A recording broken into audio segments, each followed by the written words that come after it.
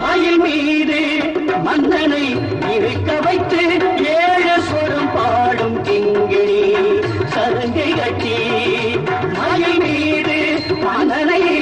இருக்க வைத்து ஏழு சொரம் பாடும் கிங்கிணி